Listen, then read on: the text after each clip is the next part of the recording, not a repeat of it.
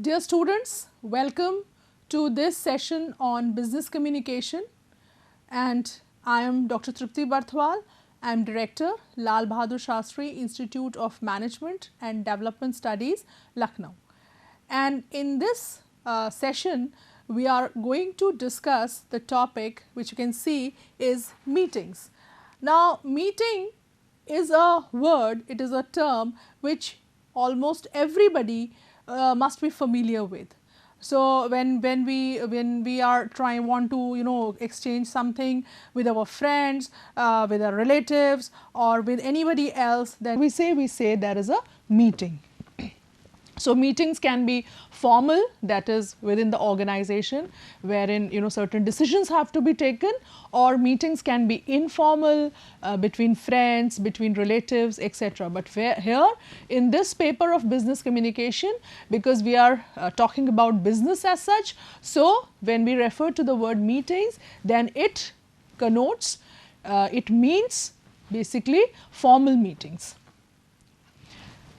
Now, if we define a meeting further, it is a gathering of two or more people that has been convened for the purpose of sharing information and or achieving a common goal through verbal interaction. So, in a meeting there are certain things we should emphasize upon, that is that it is a gathering of two or more people. So, that means you can't have a meeting all alone. Then second thing is, it has been convened, people have been called, the meeting has been called for the purpose of, generally either it is to exchange information or ideas or achieving a common goal, right. So, there are those ideas are there, and now we have to work upon that how we will work, I mean we go about, make a plan how to achieve certain goals. So, what can be the what objectives are there, then what are the constraints, then what are the environmental opportunities also we take into consideration, then we discuss what can be the possible alternatives to achieve a particular goal, and then we see the pros and cons of those alternatives, and then after evaluation of the pros and cons, then people try to come to a particular decision. So, this is the entire process of decision making which you must be aware of, and this is also the process of planning, that is we are trying to decide what we have to do in future. So, this all takes place when few people come together and they discuss these things in the organization, and that is why we convene a meeting. So, there is verbal interaction in a meeting. Verbal interaction meaning thereby that is either it is an oral form or it can be in a written form, but there is use of words to exchange ideas, to exchange information, or to come together to a common understanding or to a common conclusion. Words are the means of exchange of all these ideas and communication. Meetings can occur face to face or virtually as mediated by communications technology. So, I mean earlier meetings were only face to face, people used to sit across the table and then discuss things, and then with the advancement of technology, there were virtual meetings also, some people sitting in the physical domain, and there are certain people who are connected virtually, some client from, there is a meeting going on in India, then there is some client or some supplier in the US, then he is being connected virtually. And with this pandemic, COVID-19, things have changed a lot.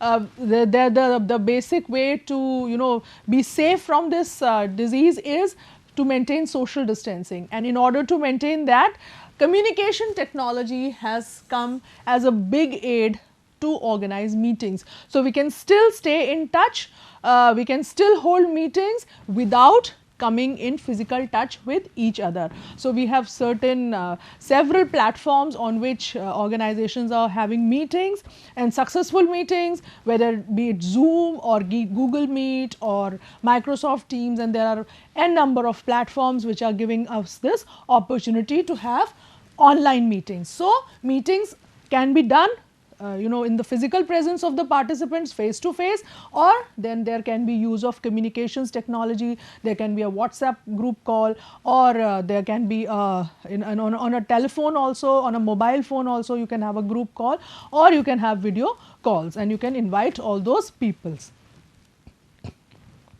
Now, we come to planning the meeting. Now, when we are talking about planning the meeting, then the first thing which we have to take care of, which we have to decide, is whether the meeting is actually required or not. From this point, we need to start. Why? Because this is important, actually required or not. Now, why are we saying? Because meeting takes lot of time, it takes lot of energy, and it is a cost to the organization, in the sense that if people are attending meeting, then they are not working at that point of time. They may be working towards certain future courses of action, but at least at present they are not working on the task which has been assigned to them. So, they are discussing, they are deliberating. So, that may be a part of their job, but actually they will do it after things have been decided in the meeting. Right now there is no action going on, right. So, meetings should be conducted only when they are required, just for the purpose of knowing each other, or having a nice time, or relaxing, or just to meet each other. Meetings should not be conducted in the organization, because that wastes organization's resources. Then the second thing which we have to take care while planning a meeting is that before the meeting starts, it should be very clear that what we expect from the meeting. And what do we expect? That means what goals do we want to achieve through the meeting, or let us say what decisions we want to be taken because through the meeting. At the end of the meeting, these things should have been decided. So, we should start from this point, that what we want to achieve from this meeting. If that is not clear, right. So, then it is said that if you do not know where you want to go, how will you know when you reach there? Right. So, if I do not know that I want to go to Delhi, and if I reach Delhi, then how will I know that I have reached Delhi, because in the first place I did not want to go to Delhi, right. So, similarly here also you have to, before the meeting starts, it should be very clear what we want from the meeting. Then the next thing is that once you have decided that what are your expectations from the meeting, then you have to develop a preliminary agenda, a basic agenda. On the first stage you have to develop. An agenda is the basic points or the issues which we need to discuss in the meeting. Now, what is the reason, or what is the main benefit of having an agenda? The agenda helps us to keep on track. All the participants, firstly, if the agenda is there, then the participants come prepared, right. They know what is going to be discussed in the meeting, what will be the expectations from them. So, they come prepared with all their ideas, with all the knowledge, and with all, of course, the required papers and the files which may be required in the meeting. And then it also helps them to keep on track. That is, they can be told if they are saying something which is beyond the agenda of the meeting, or some discussion has started which is not required as a part of what we need to discuss today, then they can be stopped and told that this deviates from the agenda of the meeting, and this can be taken care of later. So, it helps us to save time, it helps us to save effort, and it helps us to make the meeting even more effective. Then next thing is that it is very important also to decide the venue, date and time of the meeting, right. So, where the meeting will be held, which place, it also depends on the number of participants we are inviting for the meeting. So, whether we should have a small room for the meeting, whether we should go for a big hall, or whether we should go for an auditorium. We also need to know, this is important, because in big organizations, suppose there are 2 auditoriums, and I have have, for example, fixed a meeting for my department on a particular date, and on the same date some other department has also decided for holding a meeting, and the venue is the same, so the venue would clash, only one meeting can be held. So it is very important that venue should be decided in advance and informed to the concerned persons that you would require this venue from this time to this time, right? And then of course this will happen only when you decide the time and the date of the meeting, then only can you inform the person who is in charge of the venue, and also you can inform the participants, so that you know that the members who are required for the meeting or the employees who are required for the meeting, they make sure that they are present on that day and time. Then invite only those who are required. Now, in the first point itself, we said that whether the meeting is actually required or not, first we have to think of this. Now, here we are also saying that invite only those required. So, in a meeting, quality is important, quantity is not important. That you should not count the number of heads, head count should not be there in a meeting, right? That how many people, oh, if I invite only 2 people for the meeting, would it look like a meeting? You have to have a justification for inviting. If you have invited X, Y and Z for the meeting, then there should be a particular reason, a justification that why these people have been invited and why others have not been invited, and why, what is the contribution of each of these 3 in the meeting? Will they bring something productive to the meeting? Are they required? Don't just call meetings to please people, that people will feel bad, okay, 3 people were invited, others were not invited. It should be a very clear thing that meeting is only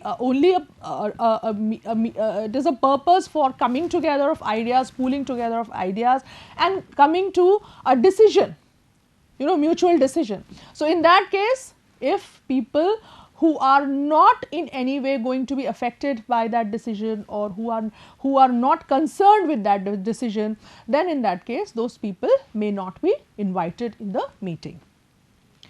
Then do not forget to send out meeting reminders. This is also very important, because you have sent a notice for the meeting and the meeting is after 15 days.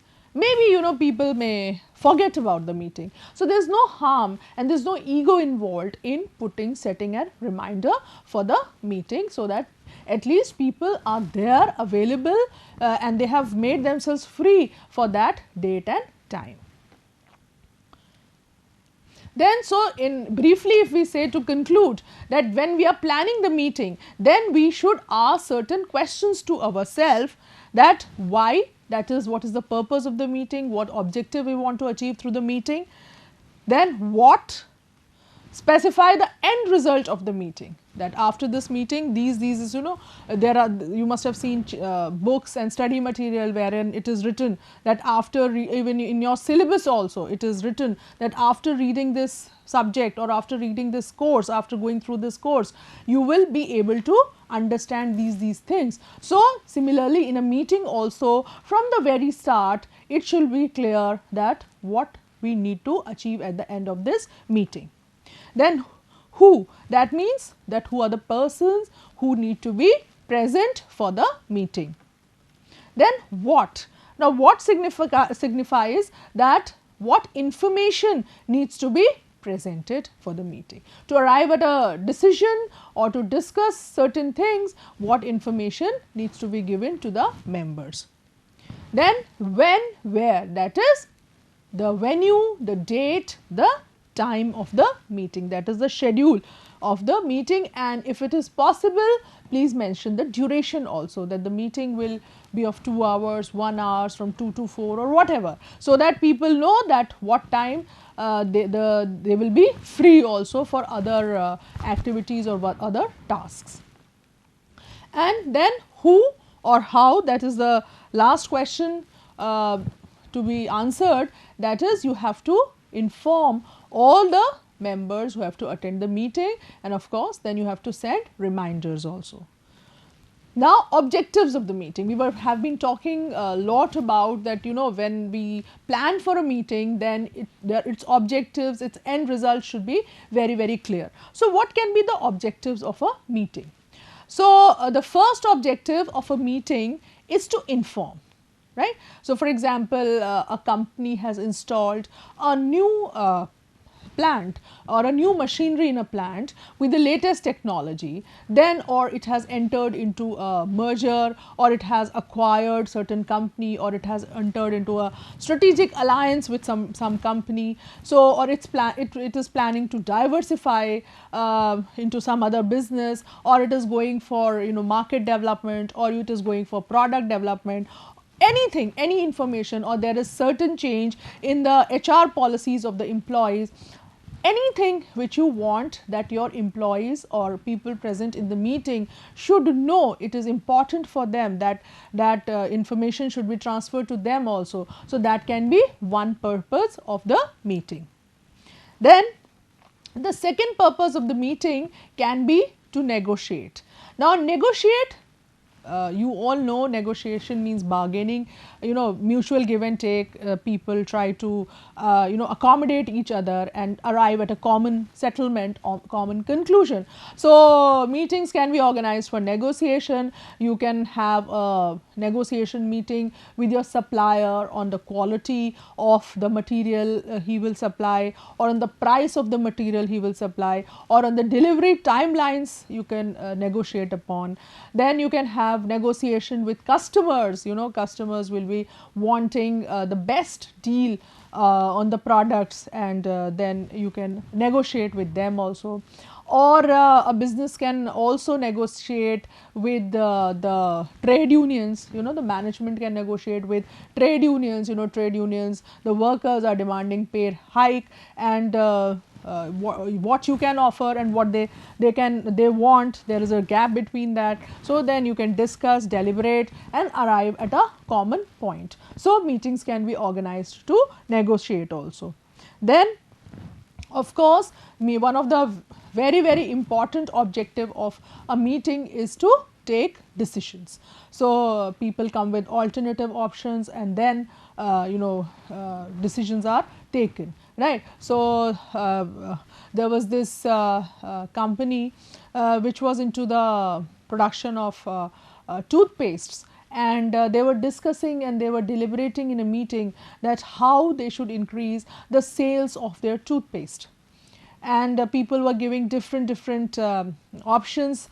Some were saying that give discount, somebody was saying that give some freebies, and this was the way the meeting was going on. And then one gentleman, he stood up and he said that you don't have to do anything, you just have to increase the diameter of the nozzle from which the toothpaste comes out, right. So, there is the small hole or the circle from which the toothpaste comes out from the toothpaste tube, and you just have to increase the diameter of that circle.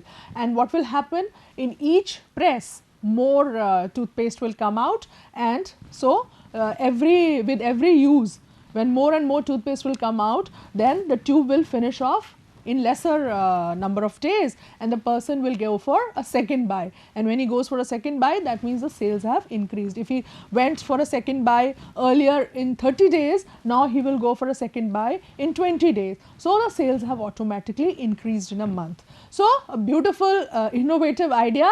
How it has come? It has come through the process of discussions with each other, and through the process of people coming up with wonderful ideas which help in taking decisions, and this happens in meetings.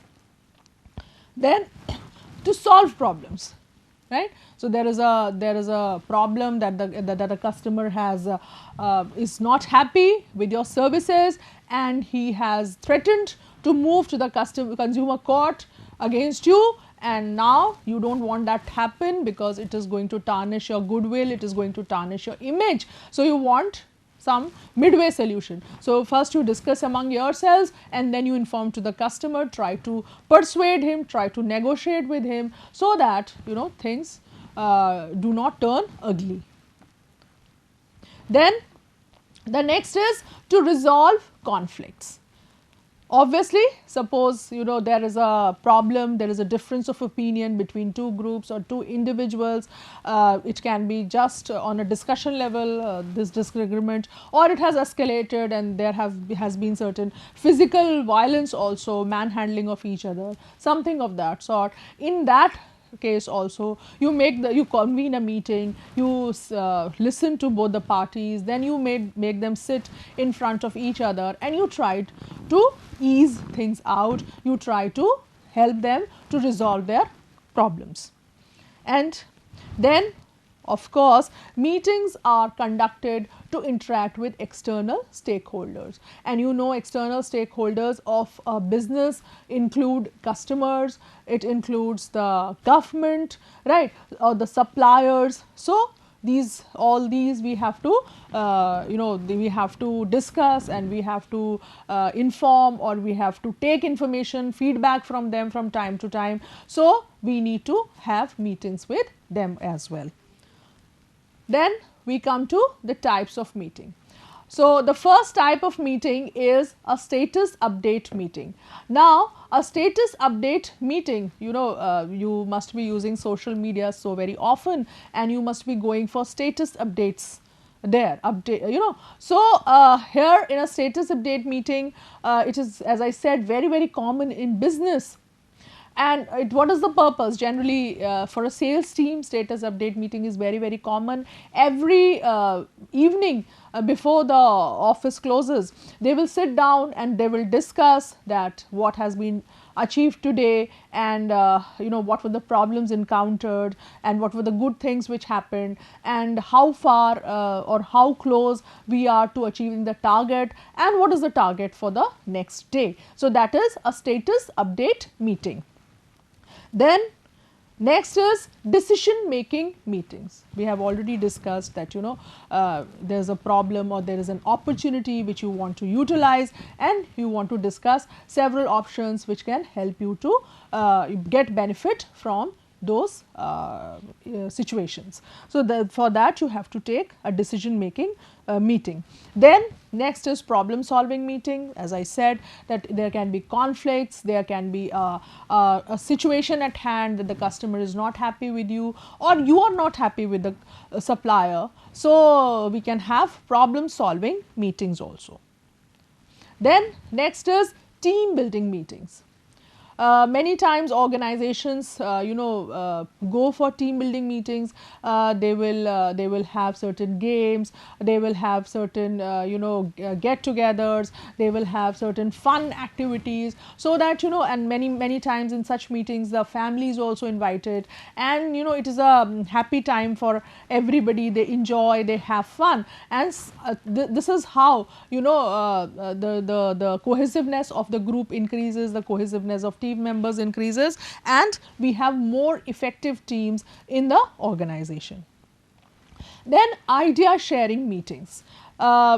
Everybody, in certain organizations, because organizations work on ideas, and more the ideas it is merrier. So the employees can come up with certain very innovative and wonderful ideas. So every week or on a designated frequency, maybe fortnight or a week or a month, all the employees will come together and they will give ideas related to the improvement of the organization, or to a particular situation or an issue which has been mentioned, and they will give their own ideas, and then it is like a brainstorming session, and then the ideas will be filtered for their viability and their practicality, and then after the ideas have been filtered, then each will be discussed for their merits and demerits, and the best idea can be chosen.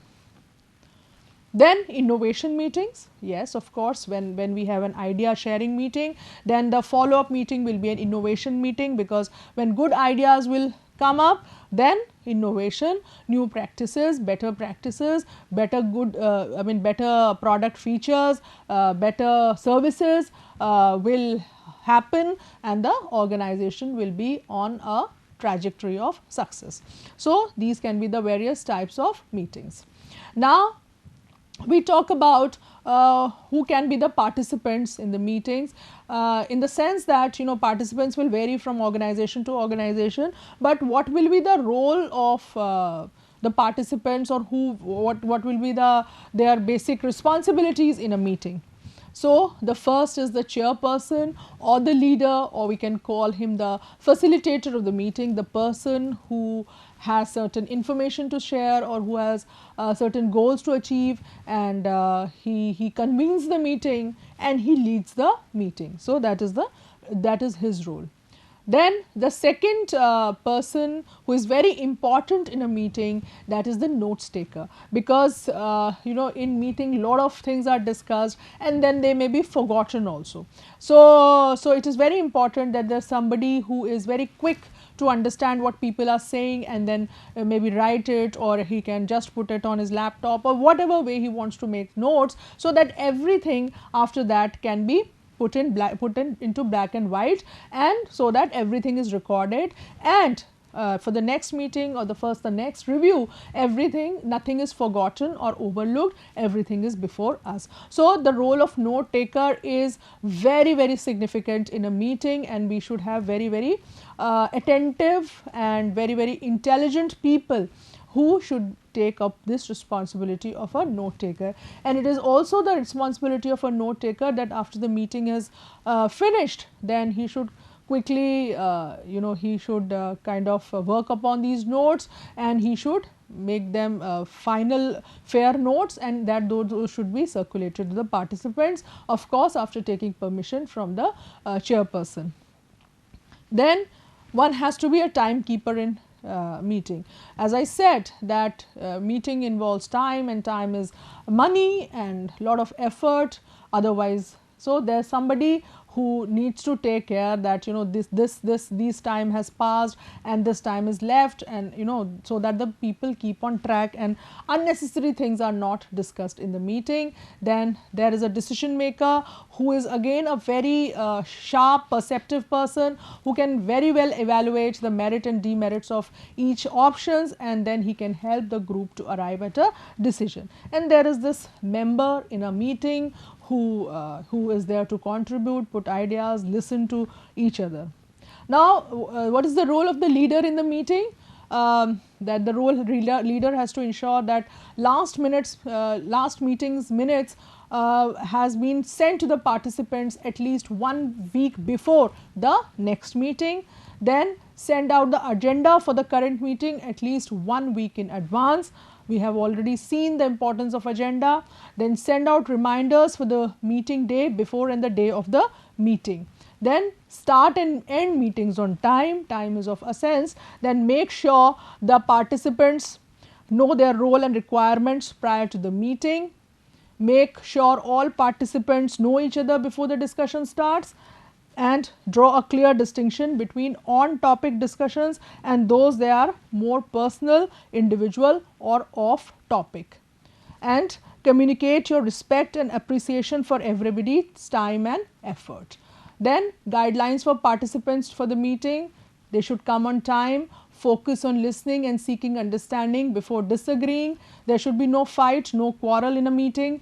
If you agree to something, do what you say you will do, be accountable to each other, right?